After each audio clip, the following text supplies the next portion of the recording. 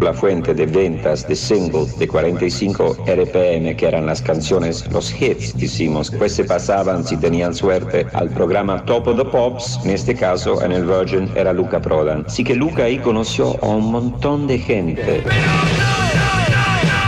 Un montón de gente. Mejor no hablar de ciertas cosas.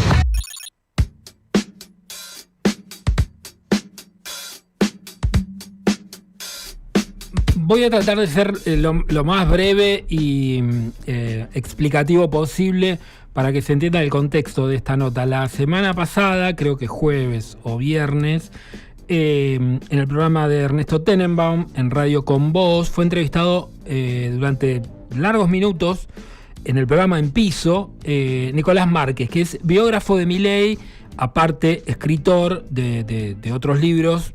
Básicamente nos enteramos mucho de su vida en esta nota, que fue muy larga. También nos enteramos que es hincha de Estudiantes, así que debe estar contento, marplatense y bastante homofóbico, etcétera, etcétera, etcétera. Bueno, esta fue la situación, digamos, descrita crudamente por mí. A partir de ahí, obviamente, lo que sucede después es la intervención de redes sociales para entender el fenómeno mediático de lo que había sucedido. Ese fenómeno se entendía en dos corrientes. Por un lado, los que estaban a favor de invitar a un tipo como Nicolás Márquez, y otros que estaban rotundamente en contra de cómo vas a invitar a un tipo como Nicolás Márquez, ¿no? No había grises. O te invito o no te invito, te doy lugar o no te doy lugar, etcétera, etcétera, etcétera. Fue, no sé si tendencia, pero algo que a los periodistas, no desde la nota con Márquez y Tenenbaum, sino desde antes quizás, siempre nos sale la duda acerca de qué hacer en este tipo de situaciones. Obviamente no fue algo espontáneo, fue una entrevista pautada, pero entonces, ¿se pautan este tipo de entrevistas? Depende del programa, depende del conductor, qué va a suceder. No fue una nota más, me parece, y la tercera parte de esta explicación viene a ser la columna que Juan José Becerra publicó en el día de ayer en el diario AR, y por eso mismo Juan José está en línea con un montón de gente. Hola Juan, buenas tardes, gracias por estos minutos. Hola Ariel, ¿cómo te va? ¿Cómo andás? Todo bien, todo bien. Bueno, hice un resumen por ahí un poco violento, pero quería poner así un poco en contexto qué fue lo que sucedió, y creo yo a partir de eso nació tu columna, ¿no? Sí, bueno, no me pareció para nada violento tu resumen. En todo caso hay que echarle la culpa al género resumen. Claro, sí. Rápido entonces, rápido y furioso como en la película. Sí. No, un poco lo que yo consideré, digamos, tratando de leer el episodio, que es un poco lo que hago en esas columnas, que no son columnas como demasiado periodísticas, sino más bien como columnas de suspensión de los acontecimientos que van muy rápido. Entonces, yo, digamos, retrospectivamente, ahora que hablo con vos, imagino que lo que hago es detenerme en algunos puntos de ese río de acontecimientos que circula a una velocidad muy acelerada para mi gusto de contemplador, y me da la sensación de que, al margen de las simpatías de los personajes, en este caso la del entrevistador o la del entrevistado, es una experiencia, me parece obligatoria hablar con los fachos, o hablar con un facho, o sobre todo porque uno también, cuando discute aún desde una plataforma ideológica que siempre es imaginaria, que podríamos llamar progresista, también se pone un poco facho en las discusiones. Que si todo lo facho que hay de uno aparece en las discusiones más que en otras circunstancias. Entonces, y aceptamos un poco eso. Digo fachos no en el sentido de una alineación, de una afiliación o una simpatía ideológica consciente, sino en el sentido de la utilización de la herramienta verbal en la discusión con alguien que estaría del otro lado del río respecto de lo que nosotros pensamos del mundo, la política, lo que fuera. Sí. Entonces, me parece un buen tratamiento. Lo veo como un tratamiento, vamos a decir, psiquiátrico, que nos conviene en primer lugar a nosotros, los que no nos consideramos fachos. Porque en el fondo es muy fácil distinguir un facho de quien no lo es. Yo creo que es facilísimo porque se hace por un método deductivo fulminante. si vos te discutís con alguien, o vos mismo en la discusión decís, mira, no sé, por decir algo, no me gusta el té con masa, entonces hay que eliminarlo. No es que yo no lo consumo, no me acerco a esa oferta, hay que liquidarlo. O no me gusta la sociedad rural, ¿no? Para hablar en términos como más autobiográficos. No sé si se me ocurre la eliminación. Estoy hablando de cosas que se pueden discutir políticamente durante mucho tiempo, que se discuten políticamente durante mucho tiempo. Entonces no veo, no alcanzo a advertir el temor que podría despertar en una persona que no es fascista, sí, discutir con una que sí lo es. La postura, o al menos eso creo, ¿no? De lo que fue tendencia en esto de ponerse de un lado o de otro era, creo recordar algo así como no abrir micrófonos ante gente que daña cuando abre la boca, ¿no? Caso Márquez, creo que fue jueves o viernes, no importa, por las barbaridades que este sujeto decía acerca de, por ejemplo, homosexuales, etcétera, etcétera, ¿no? Después fue escalando un poco, pero más o menos nadaba por esas aguas de la homofobia y como bien decís vos, él hablaba de, bueno, eso está mal, ¿no? O sea, ser homosexual está mal. Después decía, bueno, pero en realidad está todo bien porque yo aparte soy liberal, entonces dejo que cada uno haga de su cola no sé, algo así, no recuerdo todo. Algo así, ¿no? Como no hay que darle micrófonos a estos. Decía, digamos, el lado no hablemos con fachos. Bueno, pero esa para mí es un gesto muy facho. O sea, y aparte pero no solo facho, es peor, es boludo. Porque Márquez fue 2 días después a La Nación Más. Lo atendieron como si fuese, no sé... Churchill. Fue atendido con una relación de hermandad con las personas que lo entrevistaban. Entonces, lo que uno piensa, lo que yo pienso es, abrir o cerrar micrófonos tiene que ver en qué espacio se abre o se cierra ese micrófono. Porque, digamos, acá estamos hablando de escenarios públicos, no estamos hablando de establecer una amistad con Márquez. Ah, no, claro. Imaginás que a Márquez, no sé si es una persona que alguna vez invitaría a mi casa. Pero sí, si tuviese un programa de televisión o un programa de radio, lo invitaría, no tengo dudas que lo invitaría, sobre todo porque él pagaría en una conversación conmigo, o con personas, digamos, que no son fascistas, pagaría un costo por lo que dice, que no lo paga en otros escenarios. Y como los escenarios públicos son variados, están llenos de matices, y por lo general, tienden más bien a tolerar el fascismo que a reprimirlo, es para mí una ganancia total de aquella persona que invita a un facho como Márquez a hablar sobre homosexualidad o cualquier otra cosa, para que él se manifieste como lo que es, una persona que está mirando elementos de los cuales está compuesto el mundo, y como esos elementos, o algunos elementos no le gustan, quiere suprimirlos. ¿Qué se hace ahí? Se revela una situación que en otros escenarios capaz que es más difícil de revelar, y al mismo tiempo, yo digo, siempre hay que pagar por lo que uno dice en una conversación. No debería ser gratis hablar al pedo. Entonces, si Márquez, al que le saltó la ficha en la entrevista con Tenenbaum, por más que, bueno, mucha gente dijo, no, pero fueron muy pasivos, bueno, tampoco le pueden partir una silla en la cabeza, pero quedó muy claro, muy claro, que es un tipo que odia a los homosexuales a tal punto que si fuese por él los haría desaparecer. Porque si hace desaparecer los derechos, de alguna manera los hace desaparecer la existencia de ellos. Entonces, eso se reveló.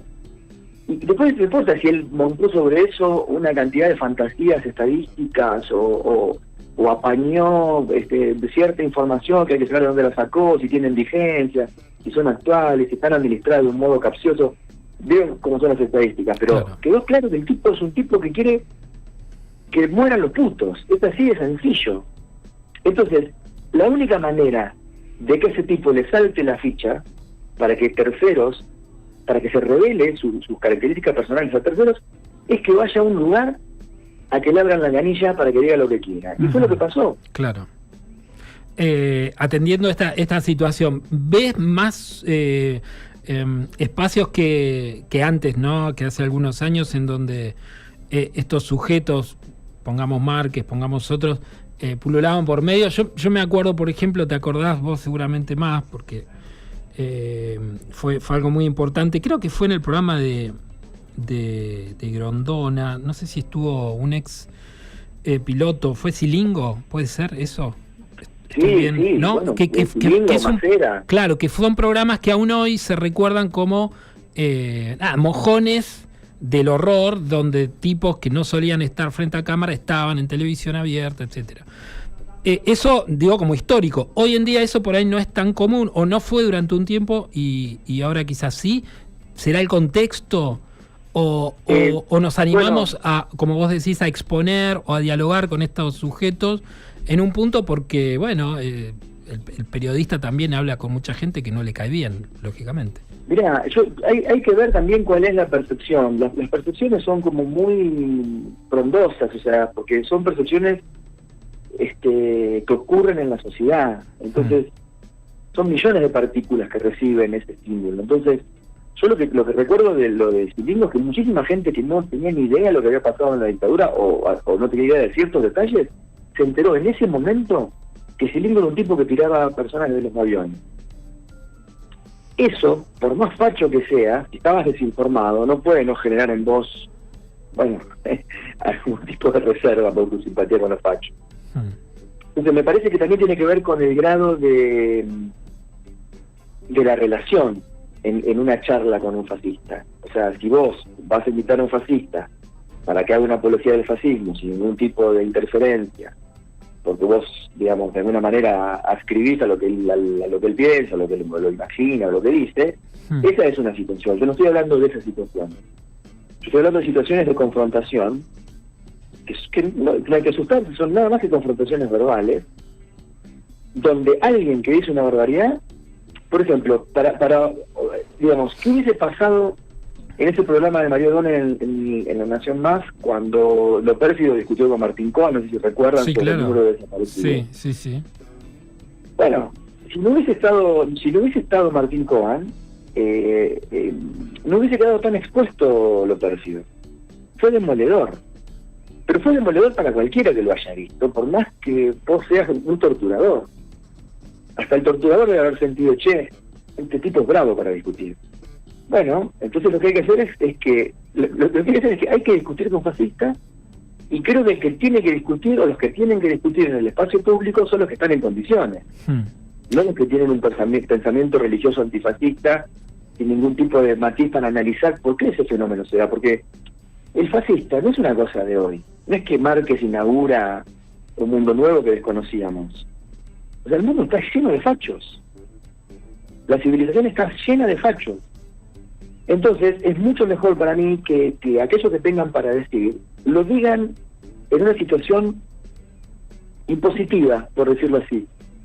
Donde tengan que pagar. No digo pagar en el sentido de la violencia física. No, pagarlo. Decís una boludez, bueno, te tenés que enfrentar a una persona que te hace como, digamos, no digo una curaduría de tu certeza ideológica, pero en todo caso te la ensucia, te la estremece, sí, y te tenés que esforzar. O sea, no es lo mismo Márquez hablando en una radio, en Radio Rivadavia con Trebuch, que hablando con Teneman. No es lo mismo. La situación no es lo mismo para él. Es otro nivel de estrés, es otra exigencia, tiene que esforzarse muchísimo más para convencer. O sea, es decir, la máquina de propalación, se le traban los engranajes a la máquina de propalación. Tiene que pensar dos veces lo que dice. Bueno, a mí me parece que es un hecho, que diría casi obligatorio de la cultura de la discusión política, hablar con estas personas. ¿Crees que estamos en un momento, vos dijiste, no, parece que hablar es gratis y no debería hacerlo, sobre todo para, obviamente, gente que, por ejemplo, en este caso, está vendiendo una biografía y es, no sé si bestseller, pero muy vendida, y bueno, después un sinfín de personajes que en este momento tienen cierta relevancia, y quizás es un momento en donde decir cualquier cosa es hasta positivo. ¿Me explico? Por el hecho que va a tener o rebote o visibilización amenazar en Twitter, o Sí, viricilizar. Digo, hasta quedar como un imbécil a algunos les garpa y vos decís, che, no da decir eso. Sin embargo, decir eso lo traslada y bueno, después va a pegar 3 o 4. ¿Te acordás en los talk shows de la década del 90 donde una barbaridad, está bien, era otro terreno, pero rendía y era como, bueno, el escandalete, medio de vedette y calle Corrientes, pero ahora en otra vereda, ¿no? En la calle Corrientes, pero de la parte más oscura. Bueno, pero yo creo eso, Ariel, para mí eso depende también de cómo uno se plante frente a aquello que supuestamente lo estimula lo que está ocurriendo en la esfera pública. O sea, uno no puede comerse una ensalada de sapo todos los días. O sea, y sobre todo también hay que ser, me parece a mí, muy selectivo para la discusión. Es decir, el régimen verbal tiene muchísimas prestaciones. Y en esa oferta de prestaciones que nos da, digamos, que nosotros utilizamos para discutir y para hablar, muchas veces la composición de un artefacto verbal que tiene en su núcleo una falacia o una mentira o una distorsión, en realidad el método de composición de eso es muy parecido, por no decir exactamente igual a la composición de lo que sería una revelación más o menos verdadera dentro de lo posible. Ajá. Entonces es muy difícil primero establecer, porque es lenguaje, Claro. ¿no? Sí, es el lenguaje. Si uno lee ficción y está creyendo lo que está pasando, entonces Ajá. es muy difícil discernir la cepa, digamos, que late en el interior de una composición verbal, la cepa verdadera o falsa. Entonces uno entra como un caballo a discutir porque hay algo que lo estimula, porque hay una cuerda, te tocaron una cuerda, viene el López y te dice no, pero los desaparecidos son 8.000, o viene Milei y te dice no sé qué, la inflación era del 17.000%, y vos saltás.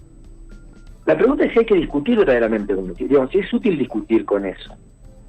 Digamos, para mí eso es un enigma, y yo no sé si es tanto de la época como, o sea, no es de la época. Lo que ha hecho la época es reproducir todas esas composiciones que uno no sabe si son verdaderas o falsas a una velocidad tan supersónica que es muy difícil establecer una experiencia de suspensión.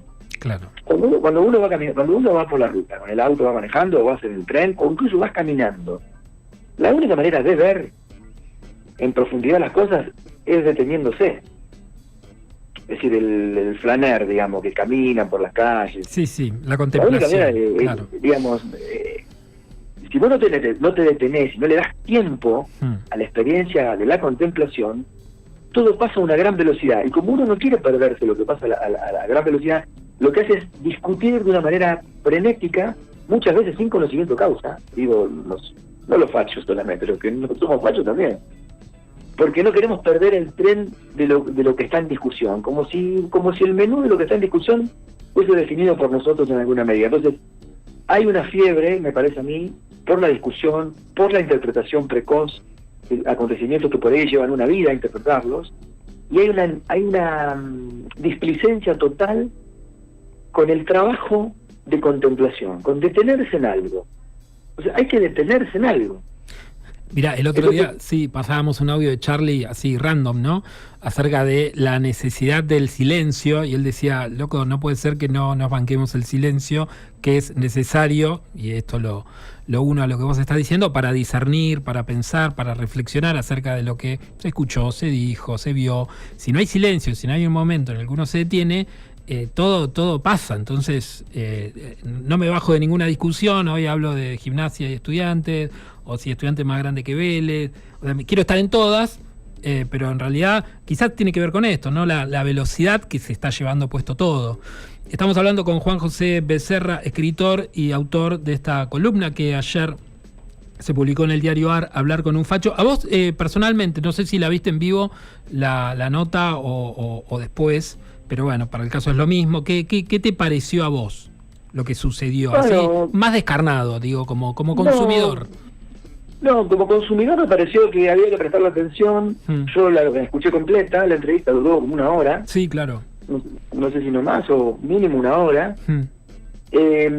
Había como mucha perplejidad de los que le preguntaban a Márquez sobre opiniones de diferente naturaleza, pero me parece que yo no me asombraría, o sea,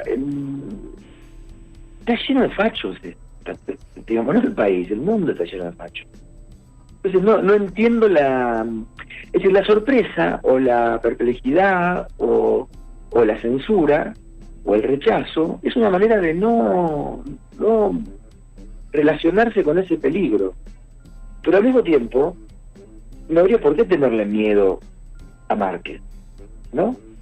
Porque Márquez en el fondo es un facho, pero es un tipo que las pavadas que dice las dice abiertamente, digamos, no es un tipo que, no sé, me parece que, o sea, no me pareció impresionante en el sentido de que está lleno, vas a la verdulería y encontrás un Márquez. Sí, recién estaba pensando, no quiero ofender a nadie, pero muchas veces el caso de me subí a un taxi y me vomitó un discurso fatal. Es que el facho no se debe ofender por lo que es. O sea, si sos facho, ¿cuál es el problema? Digo, pero lo que quiero decir es que está lleno, que el fascismo no es un invento de Márquez. Entonces, y creo que, no sé, después veremos si eso forma parte de si está en el origen de la naturaleza humana ser así, querer suprimir lo que no nos gusta. Digamos, eso es una discusión como más de tipo ontológica.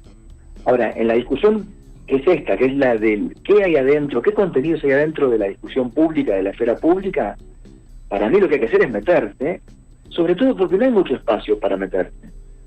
Entonces, por ejemplo, y así todo, cuando algo se filtra, porque digamos, la esfera pública, que es obviamente un ecosistema totalmente conservador, porque es un epifenómeno del poder, por lo general siempre trata de blindarse, de que no haya filtraciones. Pero por ahí te entra Martín Cohen en La Nación, te hace un desastre. O al propio Tenenbaum, que no es Martín Cohen, discute con Márquez y bueno, en una radio más o menos progresista, y pasa, no sé, hoy leí reprodujo La Nación, o fíjate dónde lo vi, la entrevista de la BBC a Milei. Es muy buena, el periodista le pregunta 5 veces le pregunta cuál es el mensaje que le da a una jubilada con la que el periodista inglés se encontró y que le dijo que la plata no le alcanzaba a fin de mes. Entonces, 5 veces, en 5 preguntas diferentes, le dice, ¿pero qué mensaje le da a esta señora? Milei no responde, y le vuelve a preguntar 5 veces. Entonces, ¿qué ves vos? Bueno, ves que una persona que le hacen 5 veces la pregunta y no responde esa pregunta, es porque es evidente que tiene algo que ocultar o porque no puede responderla. Entonces, al margen de lo que se diga en la conversación, la estructura, o sea, la dinámica de la entrevista, de la conversación, da como resultado que un presidente no quiso responderle la misma pregunta reiterada 5 veces a un periodista inglés. Bueno, ¿qué significa eso? Que Milei pagó. Su discurso pagó en esa entrevista. Por supuesto no siempre ocurre, porque claro. Sí, cada una BBC tenés 20 La Nación Más. Pero al mismo tiempo La Nación Más, ¿de quién es responsabilidad de La Nación Más? Digamos, Majul, por ejemplo. Yo a veces veo personas que miran a Majul. Ya no se le puede achacar a Majul lo que es responsabilidad de la persona que lo ve. O sea, ¿por qué ves a Majul?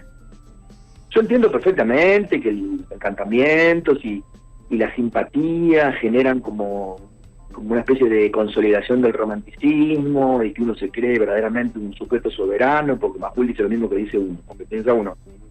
Pero es que son gente grande, ¿viste? La culpa no la tienen esos tipos. Yo lamentablemente pienso así. Digamos, me da la sensación de que la oferta discursiva que pueda haber depende muchísimo de quién quiera recibirla. Entonces, uno puede decir, bueno, pero la relación de poder es diferente, y bueno, no sé, ¿viste? Pónganse las pilas, ¿qué querés que te diga? Si te come la cabeza Majul, yo no sé, sinceramente, me parece triste. Sí, no te pregunté por un invento tuyo que es Troncos. Pero no es un invento mío, existe. No te puedo creer que existe alguien que le dicen Tronco. Existe, mirá, vos sabés sí, es un columnista de Fantino. Es un columnista de Fantino, sí. Yo pensé que lo habías inventado. Me estás cargando. No, es que lo veo y no lo creo. sinceramente, pero bueno, qué sé yo, en la fascinación también uno está al gusto, ¿no? Esto de ver algo y decir, no te puedo creer, no te puedo creer.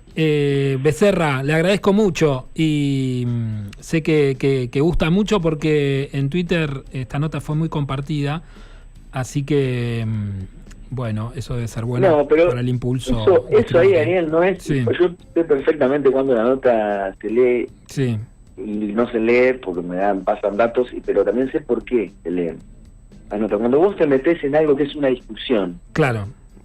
cuando vos, si yo, mira, no sé, ahora por ejemplo, imagínate que quiera escribir sobre, no sé, sobre la invención del humano de Harold Bloom. Sí. Entonces me pongo a escribir un ensayo sobre eso y lo publico en el mismo lugar, en la misma columna, en el mismo diario, lo mismo que... Todos sabemos lo que va a pasar. No va a pasar nada. Esto es porque es una discusión que se está dando, Sí. y la discusión es si hay que hablar o no hay que hablar con un facho. Yo diría que para no ser facho hay que hablar. Juan, te mando un abrazo grande. Un abrazo, Ariel.